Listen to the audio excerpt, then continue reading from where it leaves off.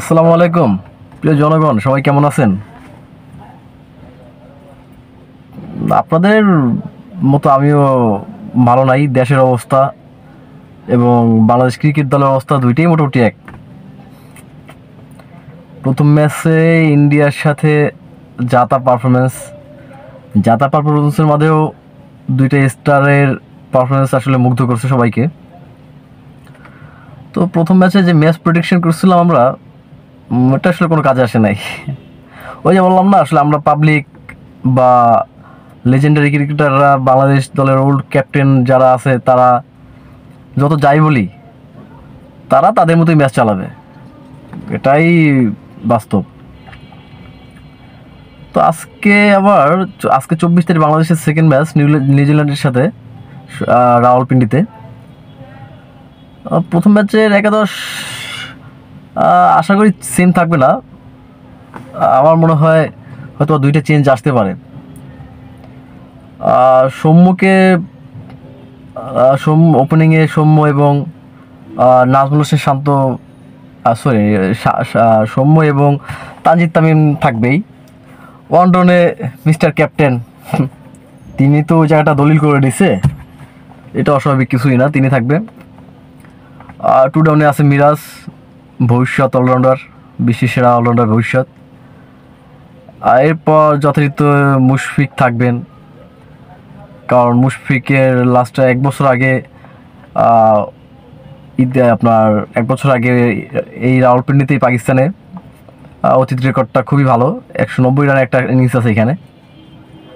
ওইখানে আমরা বাংলাদেশ পাকিস্তানের সাথে দুইটা টেস্ট সিরিজ দিচ্ছিল। এরপর আপনার মাহমুদুল্লাহ প্রথম ম্যাচে খেলে নাই, ঠিক আছে, কিন্তু সেকেন্ড ম্যাচে তাকে খেলাতে চাইবে, কিন্তু খেলাতে চাইলেও এখানে একটা কথা আছে, তাকে খেলাবে কোথায়? দেখেন, জাকির আলী অনেক এবং তাহিদ হৃদয়, হ্যাঁ, যেখানে খেলছে, এখানে তো মাহমুদুল্লাহর কোনো চান্স দেখি না আমি। হ্যাঁ, জাকির আলী অনেক একটু ধীরে গতি ব্যাটিং করছে, পরে তিনি পোষায় দেওয়ার চেষ্টা করছে, কিন্তু হয়তো পারে নাই। কিন্তু একটা ইনফর্ম ব্যাটসম্যানকে কীভাবে চেঞ্জ করাবে, এটা আমার মাথায় আসে না। ইনফর্ম ইনফর্ম বলতে আপনার লাস্ট ম্যাচে যেভাবে খেলছে জাকির আলী অনেক, আসলে এভাবে এরপরেও তাকে বসিয়ে রাখাটা আসলে যৌক্তিক হবে কিনা আমি জানি না। এটা টিম ম্যানেজমেন্ট বুঝবে। আপনার তাহিদ হৃদয়, জাকির আলী গেল, রিশাদ 100% আমার মনে হয় রিশাদ থাকবে।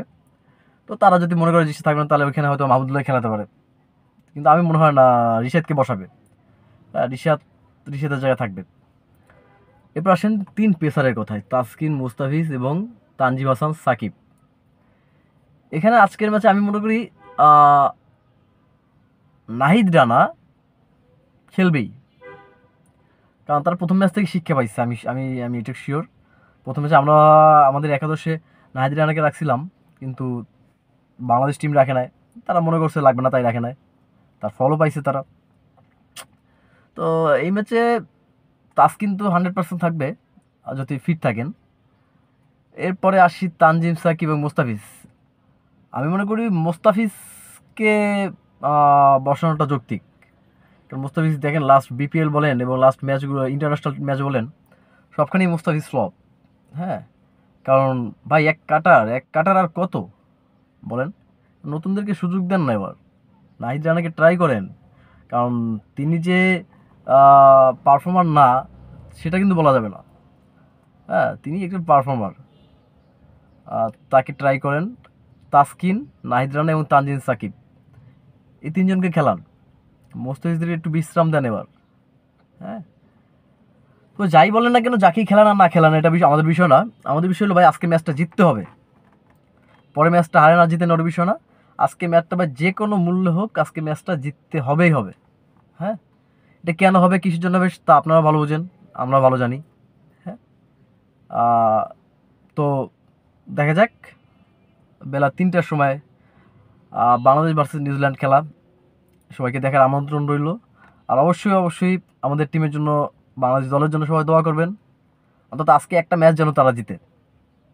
হ্যাঁ, কারণ এই ম্যাচের উপরেই পুরো চ্যাম্পিয়ন্স ট্রফির, বাংলাদেশ দলের পুরো চ্যাম্পিয়ন্স ট্রফির ভাগ্য আর কি নির্ধারণ করা হবে।